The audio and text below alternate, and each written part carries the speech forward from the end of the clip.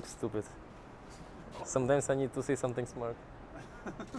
It could be great. I think not a lot of players have done it, and I really want to be one of those players that have the double sunshine in my belt. I'm gonna work for that, and I'm looking forward to see how it's gonna be. There's been a lot of talk about the one-handed backhand and how it's now the first time ever that there's no one inside the top 10 with a one-handed backhand. How do you see the future of the one-handed backhand? I'll just tell you, wait 3 weeks and it'll be back. But I believe that the single-handed backhand is not gone yet. It's an old school shot that gets remastered, gets reinvented every single year. You see different players come in and out. So we're going to see for sure a lot of players that keep on the legacy of the single-handed backhand. Yeah, the conditions here always make the matches tough. I mean, me and Novak used to generally play quite physical matches, and yeah, I think the heat and humidity here obviously, made that even tougher for both of us. I also played a brutal match in the final against David Ferrer, where I managed to save a match point in the final. There was another, really hot day, but had a lot of good memories. Played doubles with Novak here as well, which was fun. But yeah. How do you manage the work-life balance, and how has it changed you as both a person and a player? Thank you. Yeah, as a player, I don't think it changed me, to be honest. So yeah, but hopefully it helps me mature a little bit. Many times I'm still immature on the court, but I feel like I'm improving slowly every year, and that's my goal. In life, hopefully, that made me more mature. Also, more responsible. It's a big responsibility for sure to be a father.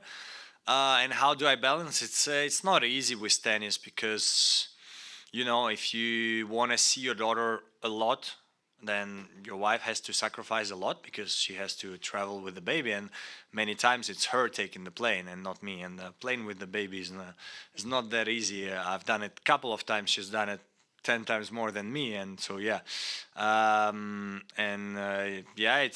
as you say, this balance of sometimes my wife sacrifices some of her time and energy to come to the tournament with the daughter. Sometimes it's me, I have to practice less somewhere, or maybe during the tournament try to find the time where before I would be like full tennis mode. Now I need to find the balance to see my daughter also. Otherwise, it's not a good life, I would say. And I'm just trying. I feel like I'm doing well, but I'm always trying to find this balance.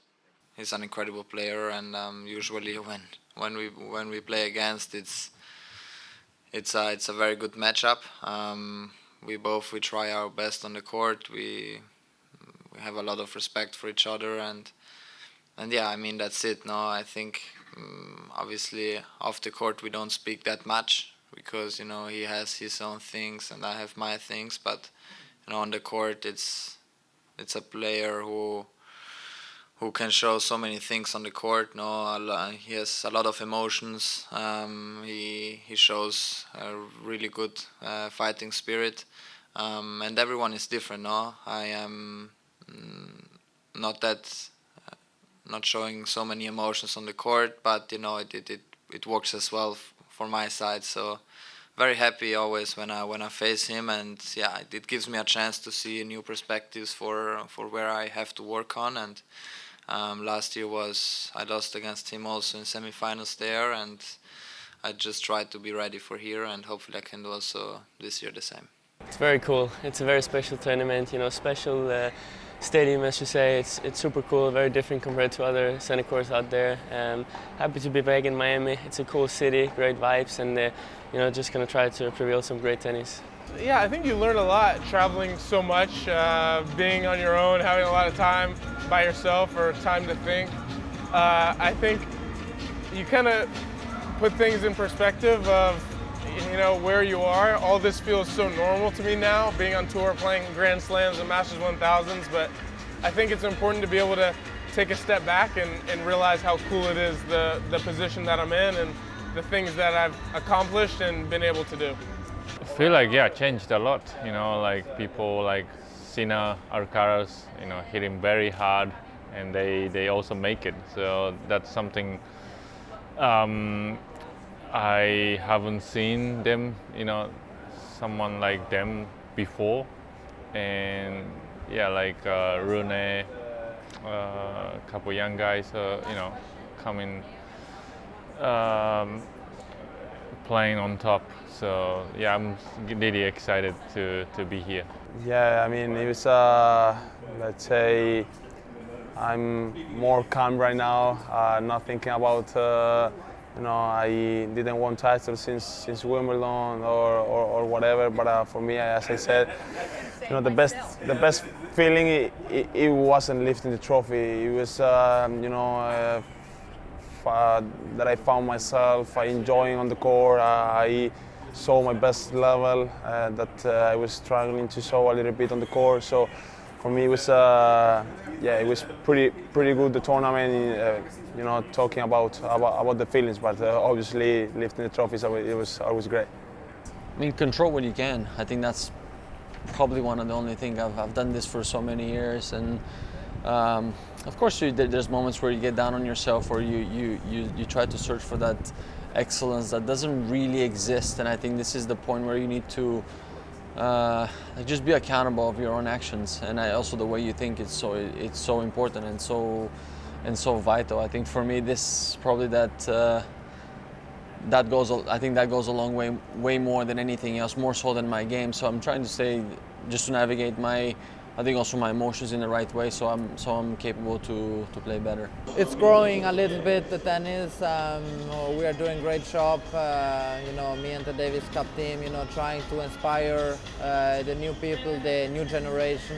You know, now tennis cups, they start to get a little bit more busier, which should be the goal. I mean, after great players, hopefully come new players and new inspirations and idols, and that's why we are here for. I mean, it's no need to be jealous about someone who is better, but you know, just being happy. You know, hopefully he inspires more, and I think that should be the goal. Yeah.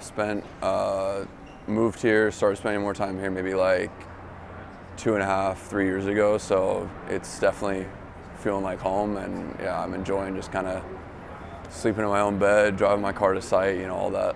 It depends on the time of day. In the morning, it's not too bad, but yeah, I mean, after living in LA for a long time and having people talk about LA traffic, there's no way that like Miami traffic is 100% worse than LA traffic. Like, I will stand by that forever. You always ask why, and that inquisitive nature, and I'm just curious where that has come from in your life, especially as you continue to grow within the sport. Don't know exactly. Don't know. It's probably have a few ideas maybe with my upbringing and stuff.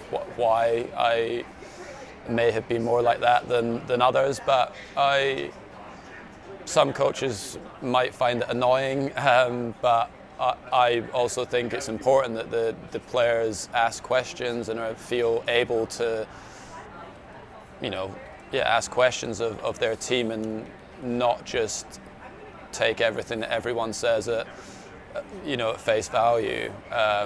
You know, there's a lot of things in my career that I've done that I wish I hadn't done, and yeah, it's important that you know the why behind exercise that you're doing or changes that you're making in your game, and yeah, I'm glad I ask a lot of questions. I learn more that way as well, rather than someone just saying, you know, do this more with your serve. I like to try and understand a little bit why you should be trying to make changes. Well, I think it's in every sport it's the same. When you play defensively, people want to see the shot, so they want to see offensive shots, and that's why as soon as Carlos came on the tour, he gained a lot of fan base because he crushes the ball. Then the question is that I always say, I could do it, but I think I would not have the results I had in my career. And for me, the result is the most important. It's more important than to let's say be beautiful on the court. But for Carlos, it doesn't work this way. That's the way he plays, and that's the way it works. So it kind of is a benefit that it's this game that gains fans, gains attention. But in general, I would say when it could be very good to play defensively. Yeah, I think sometimes you would play offensively, but you feel like some guys like it, like me sometimes, even when the other guy is offensive, goes to the net, I like it. I can pass him here, there, I can make him miss. And then suddenly he would play defensively, and, I will for sure recognize it straight away and try to adapt.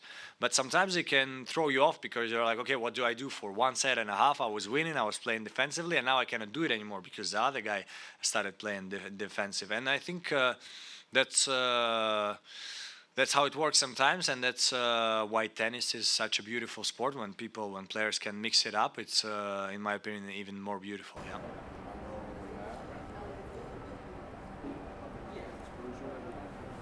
It's a nice court, huh?